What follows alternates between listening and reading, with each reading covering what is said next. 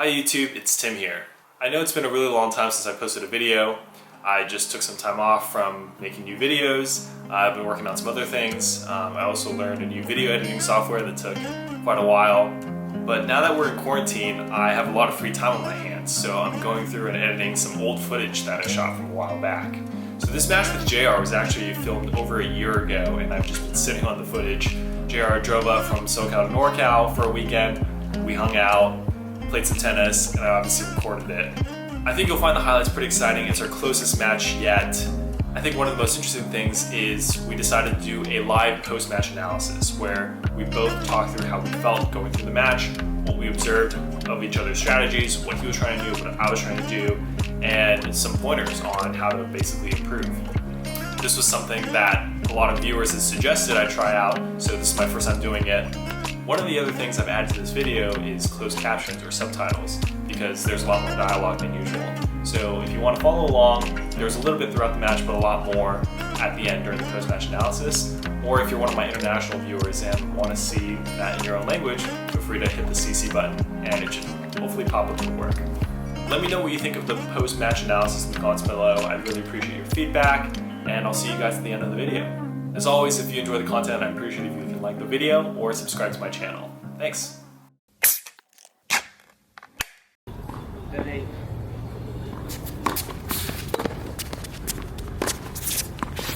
Oh, God.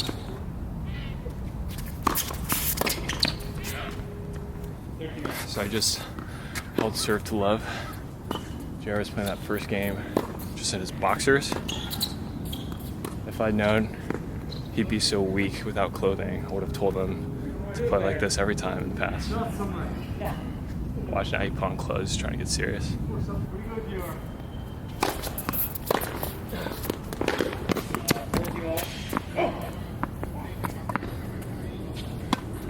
I told you he was getting serious.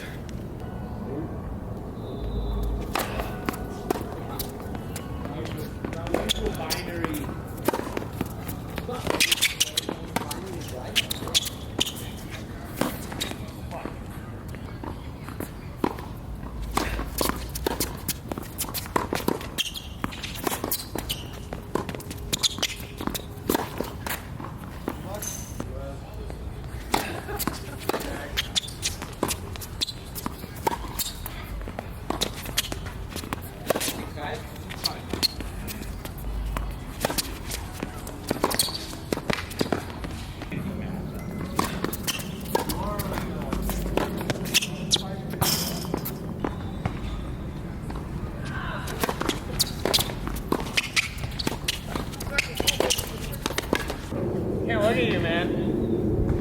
Too shiny over there.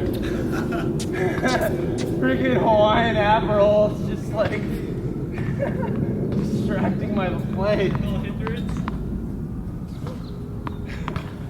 15 all. Harry Crews over there. Can't serve now! Oh my God.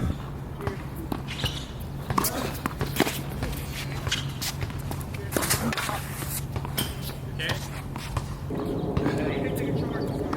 telling you guys, this power and playing shirtless. Got broken, took the shirt off.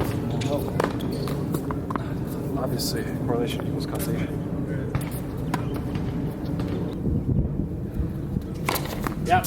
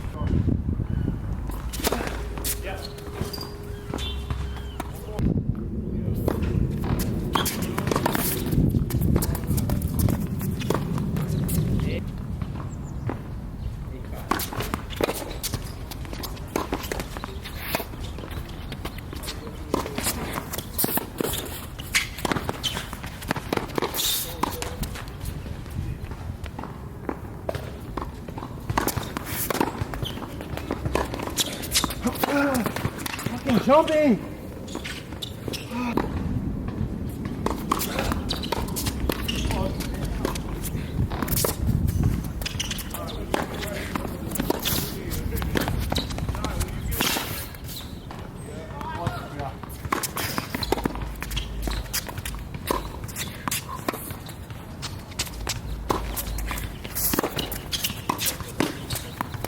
No.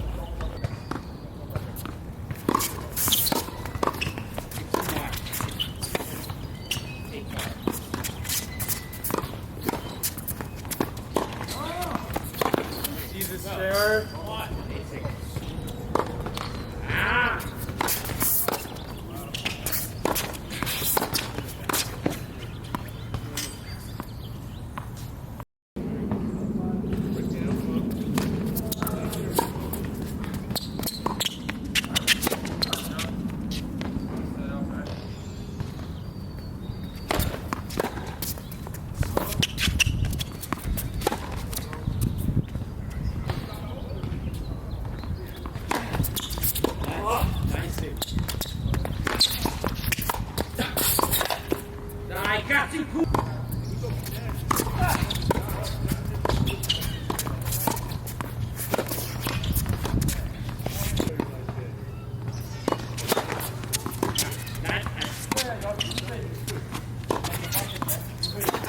That's so ugly. It's so mediocre.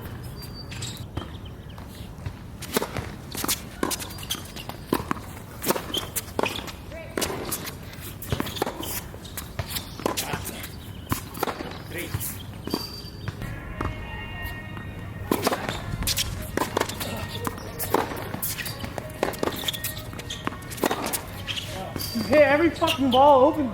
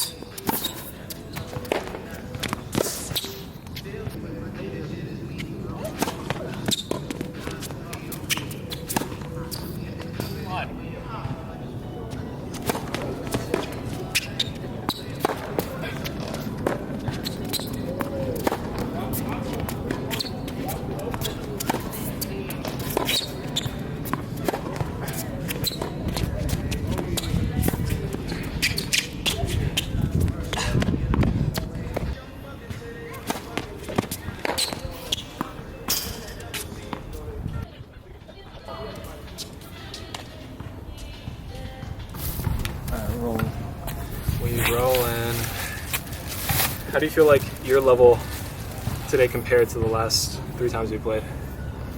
Like today's match was interesting because, like I said, I haven't played in like 5 months. Yeah. And having to kind of activate or turn on what has been kind of dormant for so long took me some time, like kind of getting into it. Yeah. And you definitely came in with like some serious firepower from the start, so I had to really make quick adjustments. Yeah. What do you think those adjustments were? In that first game, I was super rusty. Super rusty. It was just like, well, maybe not rusty, but like not solid. Right. It was like super erratic. Didn't find my timing. Didn't find my control. Started feeling a little bit more solid towards a few games into it. Yeah, it's funny that you mentioned that first game because now I think back on it, I think you were down 15-40, right? I think you saved The first game? the very first game, right? I think. No, when I was in boxers. Oh. No, the very first game, I was just like, dude, that sucked. No, never mind. I was just like, okay, I need to get it. You put on clothes. It was just like, I need to put on clothes. Like, get your shit together, JR. I definitely felt like I played better. The score is one thing. I think this is like the closest score yet, the most games I've gotten off you. But Just one more game. hey, I'll take it, man. Yeah, no, that's an improvement. Every game against JR counts. Yeah, no, it's improvement. Every game against you is like 3 games against anybody else that I play. It's added up. It's Yes. gonna add up. Yeah, man. Due time. Just like one more game each time.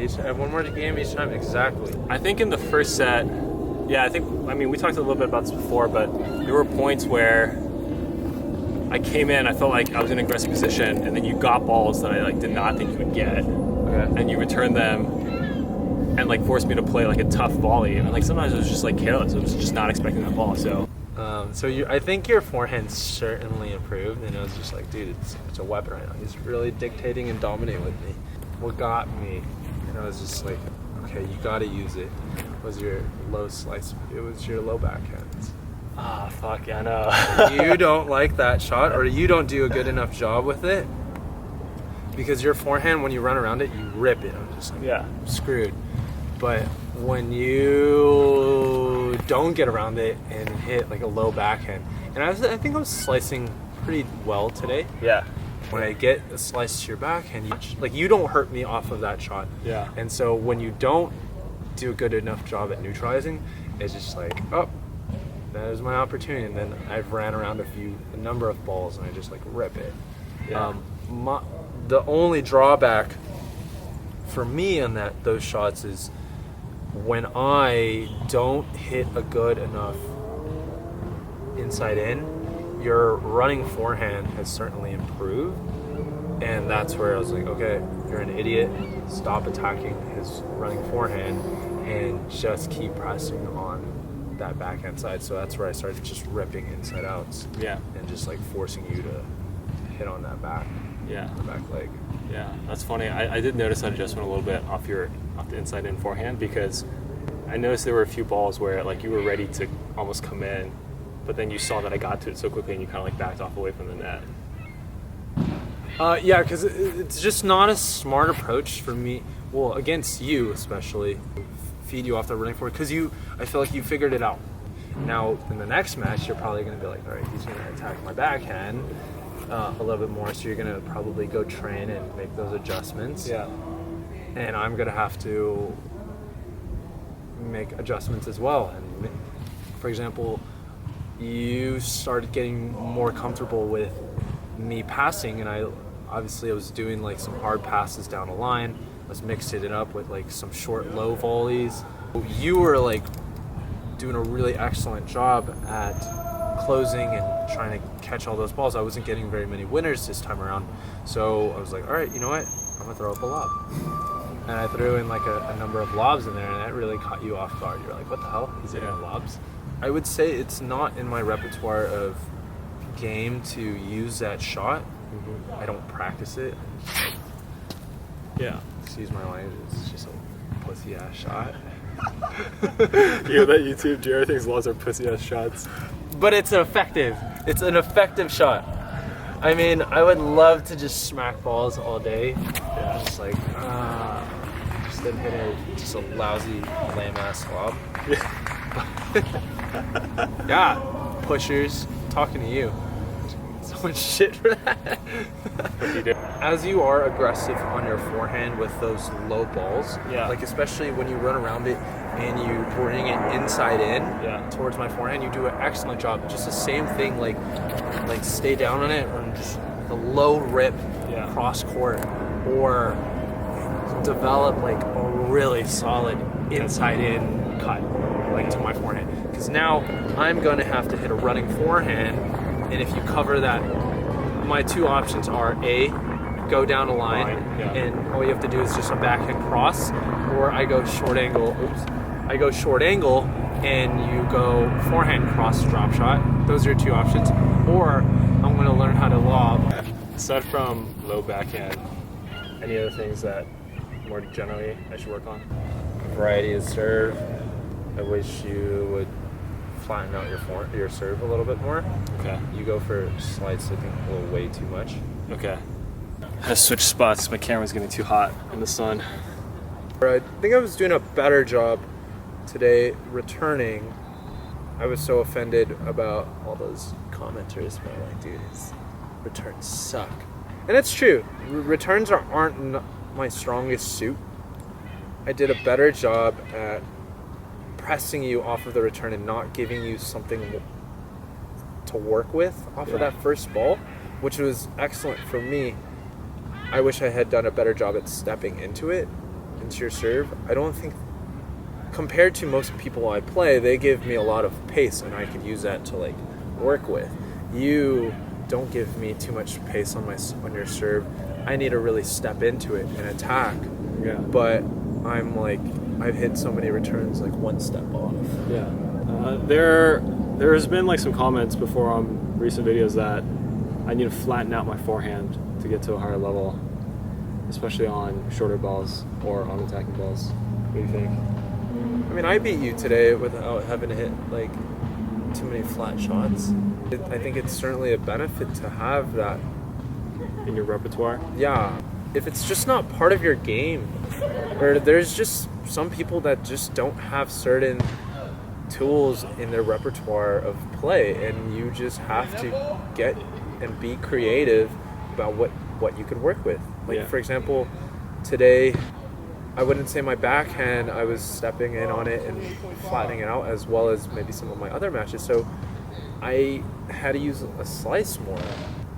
And this goes for all the tennis players, is that you're going to have like good days and bad days, and you just can't like whine and bitch about, oh man, I'm having a bad day. You just have to keep working with, you have to just keep working with it. Yeah.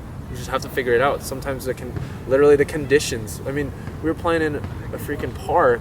There's like a homeless person chilling right there. There's like a dead body. There's music playing in the background. We have these French people just like French or Russian? I don't even know what language that was. Like they were just talking their ass off. But it's just like you just have to handle and be a problem solver. Yeah. All right. Any closing thoughts? Anything to wrap up? Yeah, the reason why I don't play too much tennis is I am an aspiring artist. I've been working on a clothing company / art for the past like 2-3 years. Art has been kind of more my passion. Sweet. Yeah, I can post the link to your gram and the event details in the video description if you guys are interested in checking it out. You should go support JR and his art. It's pretty cool. Cool. All right, good point, man. Thanks. Peace out. So like I said, that match was played over a year ago, and I definitely looked to incorporate a couple of things that JR suggested to me, especially my serve variety. The match was played before a full USTA season where I played with my team, competed in 4.5, worked on a lot of different things, improved a lot of things, played a lot of tough matches, and ultimately at the end of that season I got bumped up to USTA 5.0 computer rating, which was a big accomplishment for me. It was something that I've been working towards for a long time, and I think it was through some of JR's advice, the things that I was implementing, and then a lot of the other improvements that I made that I was able to get there. And I actually have a flat first serve now. I think I have a lot more control and variety with the slice and the kick serve as well, and I'm looking forward to showing you guys in a match hopefully soon. If you made it all the way to the end, I really appreciate it. Thanks so much for watching my video. And if you like the content, please like the video below or subscribe to my channel, and I'll see you guys next time.